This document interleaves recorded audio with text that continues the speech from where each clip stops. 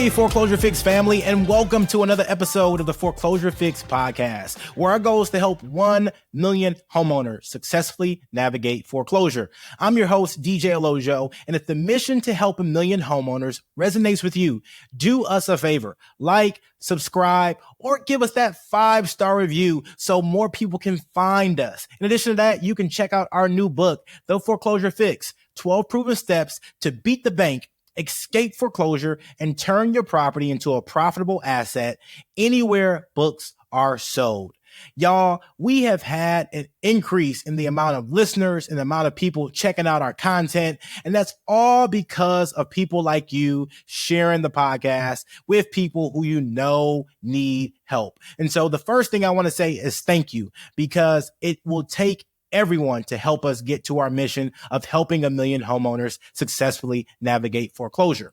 The second thing I want to say is that if you could just take 2 seconds and leave us a review on whatever streaming platform that you find this podcast. It really helps the algorithm and really helps us increase in the rankings. With that being said, I want to dive into a topic that has come across our email. And that topic is what to do if you're facing foreclosure and you want to sell your property. If you recall, we always talk about on this podcast, the big thing you need to do when you're facing foreclosure is determine, do you want to keep your home or do you want to sell your home? You want to make that decision. And so what to do if you want to sell your home? You've made the decision that you want to move forward with letting go of the property, that's the best step for you as you face foreclosure. How do you do it? And so today we're going to dive deep into the 4 traditional ways of selling your property when you are facing foreclosure.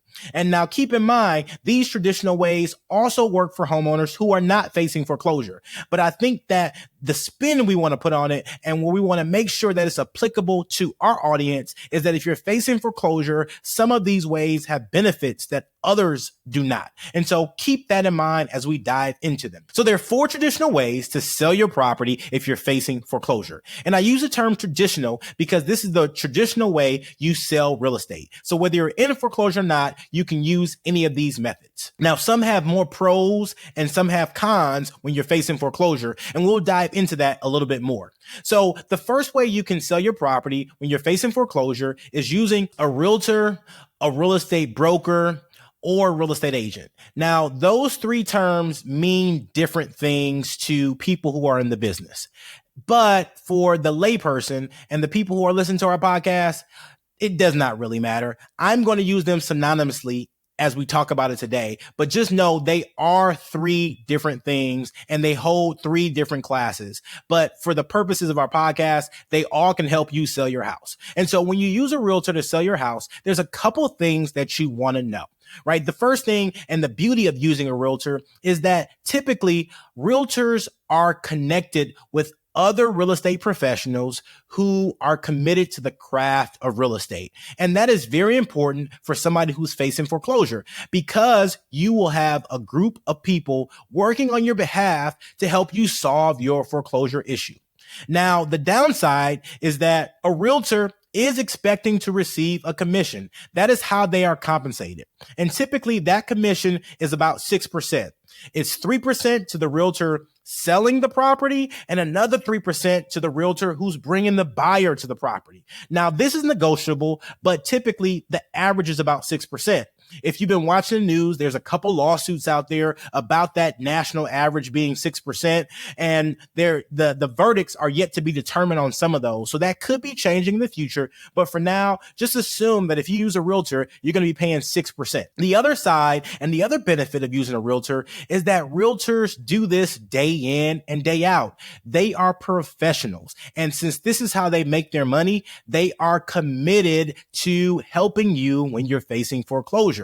The last thing about using a realtor is that they handle all the paperwork. They'll tell you what to sign. They'll tell you where to sign. They'll be able to help you understand what the documents say and get you to the closing table. If you look at the breakout of what it's going to cost you when you use a realtor and what profit you will get, that is the most important thing, is the profit you're going to be getting when you are working with a realtor. And so as we evaluate the 4 ways in which you can sell your property when you're facing foreclosure, what we want to help you understand is how do you get the most money in your pocket and what option works best for you.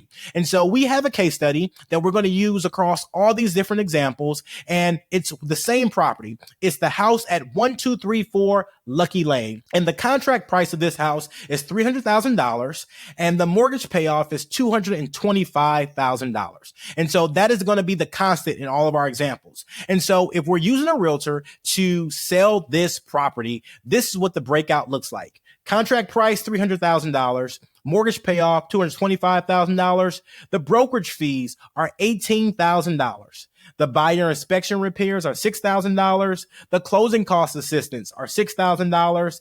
And your estimated total profit is $45,000. And so on this property, selling Lucky Lane, the estimated profit is $45,000 if you're using a realtor. And so if you're facing foreclosure, using a realtor sounds like a great idea. There's just one caveat that I have to throw out there. The timeline for selling is unpredictable. Because the realtor is not the one actually buying your property, they can't tell you if your property is going to take a day to sell or if it's going to take 365 days to sell. And so you have to keep that in mind, is that the timeline is unpredictable.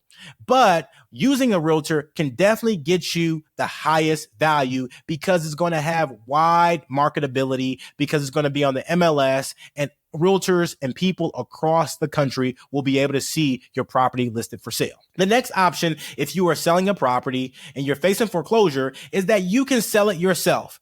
Do you understand what a for sale by owner is?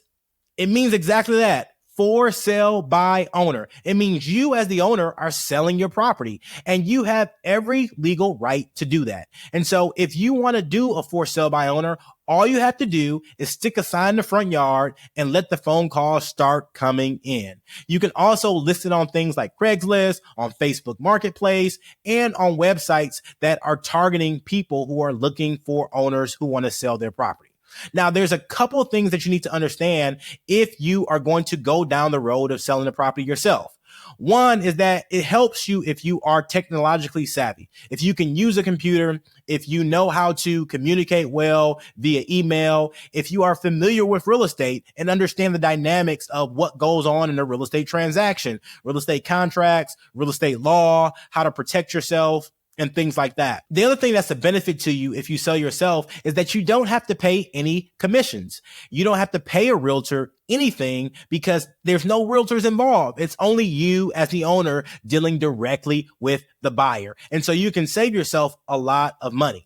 Now, what typically happens, though, when people sell the property on their own is that they're not able to achieve the same value as if they would have worked with a realtor. And the reason is because it doesn't have the same wide exposure the property would have if you gave it to a realtor to help you market and list. Again, realtors are professionals who are committed to the craft of real estate. And so over their years of experience, they learn tips and learn tricks in order to help their clients get the best deals on property or sell their property for the most it can. And so if you're selling it yourself, you may not be privy to all these insights and insider secrets. And so it's very important that you understand that although you save money by not using a realtor, you may lose money because of the sales price that you get for the property. So a good example of this is the same property we're looking at 1234 Lucky Lane. When you sell it yourself, you probably are only going to sell it for $275,000. Your mortgage payoff is still $225,000. You're paying $0 in brokerage fees. You have a buyer inspection of $6,000, closing cost assistance of $6,000, and your estimated profit is $38,000, which is actually a little bit less than you would have got if you would have worked with a realtor. Again, because you're selling it yourself, sometimes you lose out on that additional income that you could get because of the exposure and marketability. The last thing is that your closing timeline is still unpredictable. You do not know when it's going to sell when you're selling it yourself. And it actually may take longer than selling it with a realtor because it doesn't have that exposure and marketability. Another option you can consider, and an option I like as well when you're facing foreclosure, is selling it to an investor. And investors are people who are committed to the craft of real estate as well. They're marketing to you to buy your property. They're cold calling you. They're driving by your house. They're maybe even knocking at your door saying, hey, sell me your property. And so for some folks, investors, you hate them. They're the people who just make you sick because they are trying to prey on you when you are in a desperate situation. And I understand that there are some bad investors out there, but not all investors are created equally. And there are some investors out there who are looking to help you. They're looking to help you out of a difficult situation. And the beauty of investors when you're facing foreclosure is that they can move fast. And depending on how much time you have and how much time before the foreclosure sale, you may need someone who can move very fast. I'm talking about days and not weeks or months or things like that. And investors have that ability. But with moving fast also comes a discount in the price that they're willing to pay for your property. And so keep that in mind. When you deal with an investor, oftentimes they're going to pay you less than what you can get on the open market. And so the trade-off is that they can move very fast and close very quickly, but they're going to give you less because an investor still has to make a profit at the end of the day. After they renovate your property and resell your property, or renovate your property and rent your property, they need to make a profit. And so each investor is different. And so that profit amount is going to differ by investor, but they are all looking to make profit, hence the term investor. Another thing about investors that I really, really like when people are facing foreclosure is that investors can be flexible. They can do traditional options, which we're talking about on this podcast, but they can also do some creative options, which may not be available to you from other parties like a traditional homeowner who wants to live in your house. And so keep that in mind. Although some investors are nefarious, most investors are good and are out there to help you. And so when you look at an investor, there are a couple different things we can talk about in order to vet an investor, right? The first thing is, do they have experience? Have they done this before? Or is this their first time? And you can easily tell if someone's experienced because they'll be able to answer your questions, point you in the right direction, and make sure that you feel comfortable with them being the ones buying your property. The other thing is that you can call their closing attorney or call their escrow agent and ask, does this person do transactions, or does this company do transactions regularly? And you can get a licensed professional to tell you if this company is doing transactions with their firm on a continuous basis. The last thing is that they should be able to provide you with a proof of funds, showing you the money they have available to be able to purchase the property. So you want to do all those three things if you decide to work with an investor. One, ask them questions and ask them difficult questions. Number two, check their references, their closing attorney or escrow agent, maybe even other people who they have purchased properties from and things like that. And the last thing is make sure they provide you with a proof of funds. And so an investor breakout looks like this. A contract price on 1234 Lucky Lane would be $260,000. Your mortgage payoff is $225,000. You're paying $0 in brokerage fees. You're paying $0 in buyer inspection fees. You're paying $0 in closing cost assistance, and your estimated total profit is $35,000. Now, if you look at the two examples that we've given you already, this is the lowest profit between both of them. This is about $10,000 less than you would get if you were working with a realtor. Now, keep in mind, though, that the closing timeline for an investor is fast. And so if you only have 2 weeks until your sale, they can probably get you closed out in 2 weeks, and a realtor may not be able to do this. And so there are advantages when you use an investor, but you want to have them as an option as you evaluate what is going to be best for you in your situation. The last option that I got to throw in there is using an iBuyer. And an iBuyer are basically companies that you find online that buy your property sight unseen. For a long time, you had companies like Zillow and Open Door and things like that buying properties online. And there are still companies out there who who do this. And iBuyers are a good way to sell your property when you are facing foreclosure as well. Now, keep in mind, although iBuyers can move fast, they typically don't move as fast as investors. They typically take at least 30 days. And so if you have a foreclosure sale pending on your property in the next 30 days, an iBuyer may not be a good option for you to consider. But if you don't have a pending sale in the next 30 days and you're earlier in the process, this could be an option for you if it is available in your area. Now, keep in mind, iBuyers don't buy all over the country. They only buy in specific zip codes in specific areas that their algorithm deems to be good investment areas for them. Now, if they don't buy in your area, that doesn't mean your property doesn't have value. It doesn't mean that your property is not desirable. What it means is that some suit in an office said that they shouldn't invest in this market for whatever data reasons that they want. And so keep that in mind, that this service is not available in every market. And so if you are looking at an iBuyer, there are a couple of things that you need to realize is that they can pay you a decent and fair value for your property. On the 1, 2, 3, 4 Lucky Lane, an example offer would be $285,000 to purchase your property. Your mortgage payoff is still $225,000. The brokerage fees are zero, which is great. Your buyer inspection repairs are $6,000. Yes, even as an iBuyer, they do require you to make repairs to your property, and they may not require you to make them yourself, but they will discount their price to reflect those repairs. The closing cost assistance and service charges are $19,350. And yes, that is a significant amount. It's almost equivalent to the amount you would pay in brokerage fees. iBuyers are very, very slick. They just give you technology fees and other fees instead of just charging you brokerage fees.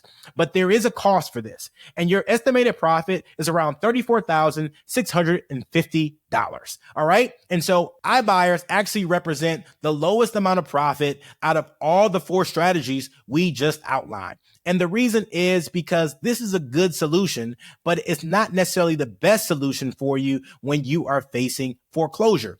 It is an option available, but you need to have time before the foreclosure, and they need to be able to work in your area. And that's not always a possibility for everybody. But if this is an option for you in your area, you should definitely look into it, because the beauty of these 4 methods is the ability to have multiple strategies as you look at how to exit your property. You can utilize a realtor, you can sell it yourself, you can utilize an investor, or you can use an iBuyer.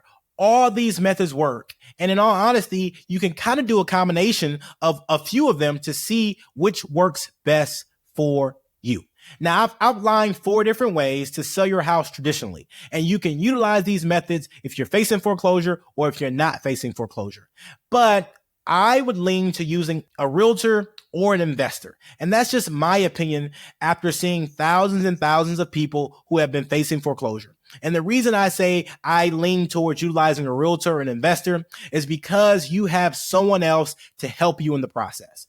If you get a good realtor, they will be all over your foreclosure situation. They'll move fast. They'll help you get the highest offer for your property, and they will help you get out of this foreclosure jam. If you utilize a good investor, the same thing. They'll be all over your foreclosure situation. They'll move fast. They'll have the right resources for you, and they will help you get out of your foreclosure situation. And that's why I really like those 2 methods for folks facing foreclosure. That leads me to my favorite part of the podcast, which is our bow tie round. It's where you, our listeners, get to tie one on with your host today, DJ Olojo. The B in bow tie round stands for your best advice for someone facing foreclosure. The O stands for one thing you are grateful for, and the W stands for your wildest or most interesting foreclosure related story.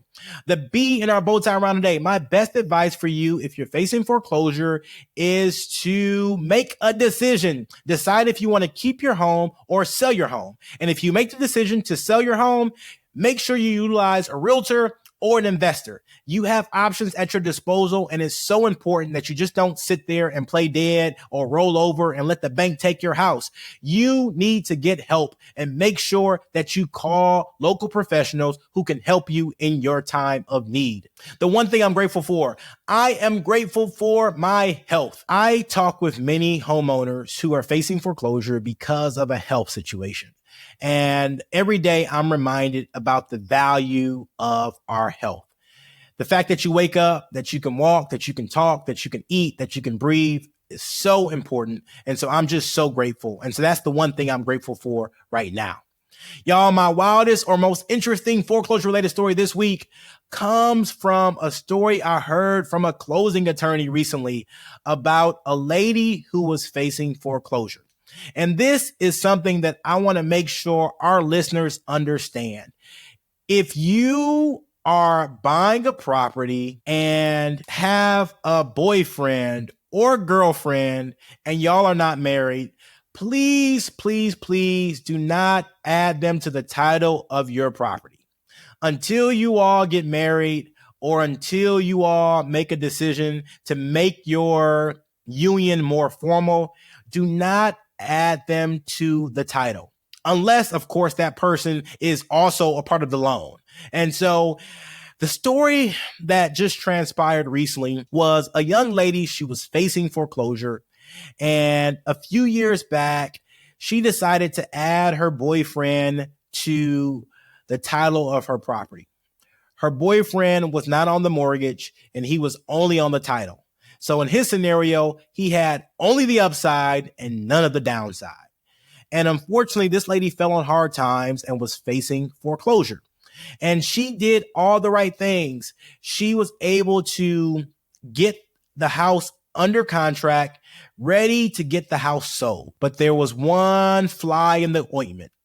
And it was that boyfriend who was long gone, who they could not track down in order to sign off on the documents to be able to sell the property. And so the person who she was in love with at one time is now estranged and gone, but he is on the title of the property. And so the lady wants to sell the property. She has a willing and able buyer, but they can't find the person on title who she added to title after the fact. And unfortunately, her property went into foreclosure. Y'all, please be mindful out here when you're making big life decisions that you may be in love with somebody right now, but life happens. And you need to make sure that you're making wise decisions at every point in the process in order to protect yourself.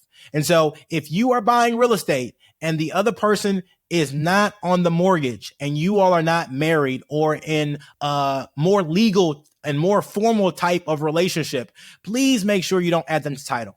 If they decide that they want to be on title, make sure that you do it in a way that protects all parties. With that, that wraps another episode of the Foreclosure Fix podcast. If the mission to help 1 million homeowners resonates with you, please do us a favor, like, subscribe, and share the podcast with someone who you know can help. Check out a copy of our new book called The Foreclosure Fix, where we help demystify all those big foreclosure questions you have. You can find it anywhere books are sold, and leave us a review if you pick it up or ask us any questions. We appreciate you listening to the podcast and know that we are here to help you. Thank you so much. God bless you, and I will talk to you soon.